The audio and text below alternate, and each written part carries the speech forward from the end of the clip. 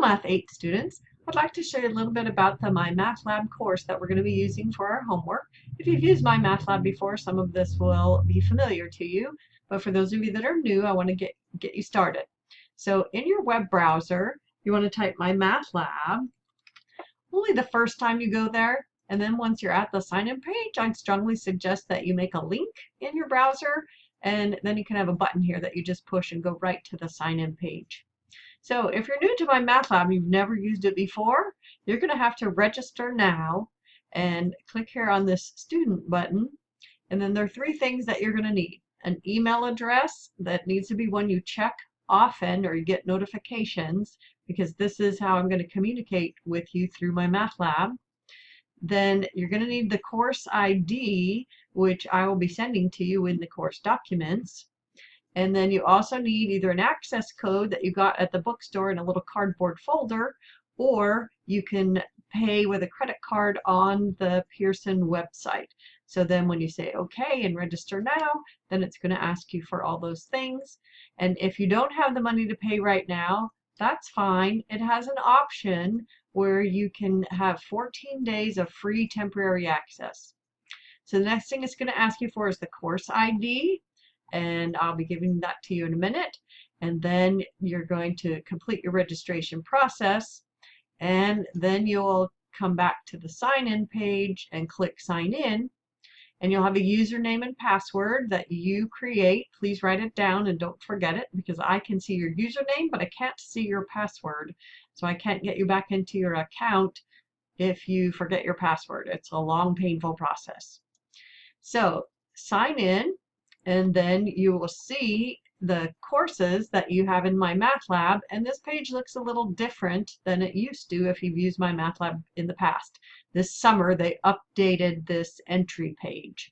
So your class is going to be this fall 16 semester, Math 8. The course record number, CRN, is 81629. That's the Sierra College course number. And then the course ID you need is Hill 61246. So that's the course ID that you're going to need. Then you'll get a tile like this, and you'll click on it, and it will open the course. I don't have a way to show you the student view that you will see. It's very similar to what I see, but any of the things over here that have this symbol are hidden from the student. So you won't see this manage the course or the course tools. And then the big trig review, I will reveal that towards the end, but it's just clutter at this point. You won't need to see it. So the first button you're going to see is home page. That's going to be at the top. And I want to point out some things on the home page. There's announcements, so I can put announcements here, and that's the top thing on the page now. So that's kind of nice that you'll see what's important right away. Then the other really important thing on this home page is this calendar ribbon. So this is for August, the week starting Sunday the 21st of August, and here's the first day of classes, Monday the 22nd. And then when we go to Wednesday the 24th, this icon shows you that you have things that are due on that date. So this is a way you can go right to the assignment that's due next and click on it, and it'll take you right to the assignment. So that's one way to get to the assignments that are due from the home page. And then if you want to see what's coming, this right arrow goes to the next week of the calendar, so you can look ahead. And then also is this box of what to work on next. So we're trying to make sure that you know what's coming and that you're prepared and you're keeping up with the schedule. The first thing you really should do is run this browser check. And make sure you have all the plugins and add-ons that you need on your browser and that they're up to date so that the program will work properly. Some problems won't load correctly if you don't have, for instance, the latest version of Adobe Flash. So you need to do this browser check and follow the instructions and make sure you're ready to go. Anytime you use a different computer, you need to run this browser check again to make sure that that browser is ready to run the class. I have this overall score here shown on the home page, so you can see always how you're doing. You should never wonder how you're doing in the class. It should be really clear to you that you have a score of 64% or 82% or whatever it is. So that's the home page. So that's the landing spot. That's where you come when you first enter the class. Then the next thing you're going to see is this course documents button, and it says click here to begin. So here are all the course documents that you'll need. The welcome letter that I'll be sending you in just a few minutes. And then you'll see here's the textbook homework list of problems that I'm going to ask you to do on paper with pencil. Then here's the course schedule with everything shown on a calendar view, and the syllabus, which is lots of information all in one place, a long document. So let's go through the buttons first, and then we'll come back and look at the course documents. So every group of words here on the left on the home page is a button. So course documents is a button. Ebook and other learning aids is a button. Homework and quizzes is a button. So let's look at the ebook and other learning aids. And here's where you can find all the helps that go with this textbook.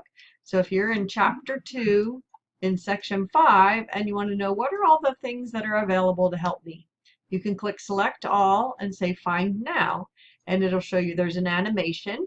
So that's a little video of someone talking and writing on a whiteboard, and it's recorded, and you can pause it and rewind it and watch it as many times as you like. This is the textbook section that goes with section 2.5. This is a section video lecture. So this is a math professor, not me, going through the lecture as if there was a class there, and some students find this helpful and some don't. So it's totally up to you. The PowerPoint slides some students really appreciate because it's a very abbreviated version of the material with just the highlights. So it can be really helpful for taking notes or filling in notes if you missed bits during class. So all those things are available to you for every section that we work on. So the next button, let's look at homework and quizzes. So my least favorite thing about MyMathLab is that it takes a click to be able to see all the assignments in sequence. The default is you go to this button and all you see are homework. If you click on this down arrow, it's a pull down menu, and you can see all assignments. So that's why I wrote here, click all assignments, so that you can see all of the assignments in sequence. And this is also where you can see that the only things that have time limits are quizzes, but that you have unlimited attempts on most quizzes, and especially on practice quizzes. But the quiz number 1 does have a 3 times and then you're done. So the mini quizzes are set up that way. I may change that. I'm open to suggestions. So I like to not have a time limit, even though it says 2 hours on this mini quiz. It's meant to take 15 minutes or less. I don't want you to feel like you have time pressure. So the next button we have here is the Student Solutions Manual. And I've made this available to you in MyMathLab. So you can go to chapter 2, section 5. It downloads the complete Student Solutions Manual, and you can have that available if you want to do more problems out of the textbook and have the answers and solutions available to you.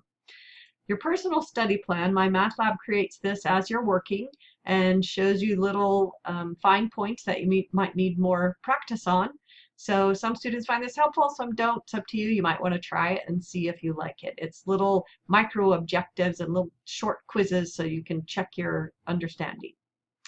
The next button is check grades and review quizzes. So here's where you come to see what score you got on a quiz or homework assignment, and it's where you can review your quizzes. So if you've done a quiz, you can click on it and it's in what's called review mode, where you can look and see what was your answer and what was the correct answer.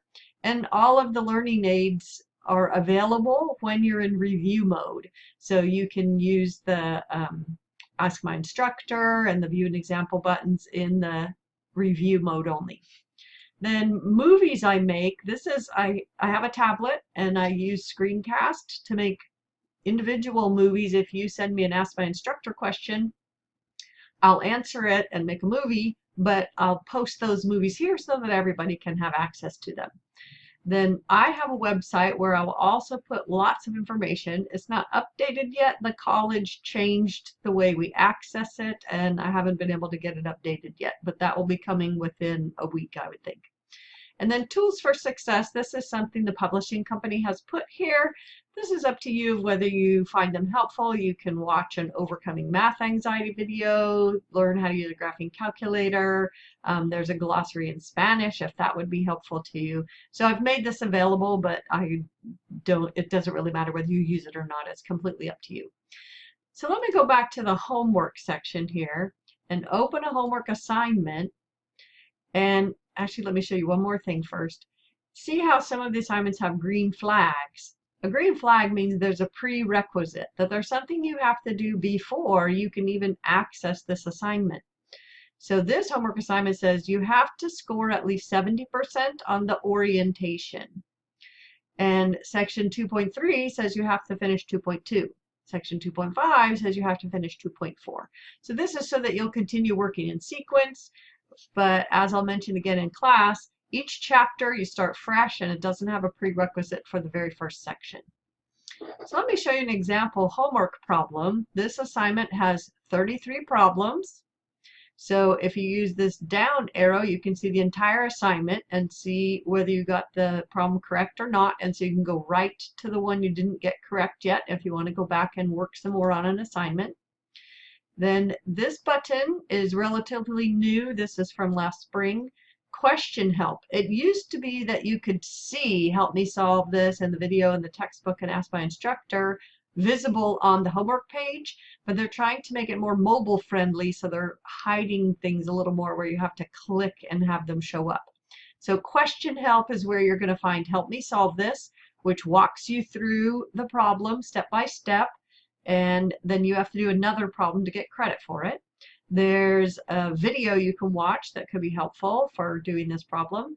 It would take you to the section of the textbook, or feel free to use the Ask My Instructor button once you've tried everything else and you're really stuck. So in this box, I want you to type something. I don't know what your question is unless you tell me the question. So if you just send me a blank Ask My Instructor, I'll send it back and say, can you help me understand what your question is? So I don't have any way of knowing what you already know and what you don't know. So make sure you're really clear here on what is your question. What part are you getting stuck on? And I'm really happy to answer student questions. It's not inconvenient for me. I love answering questions. So I'm happy to do that for you. So that's a little introduction to MyMathLab, and I'll look forward to working with you through this semester, and please ask if you have any questions.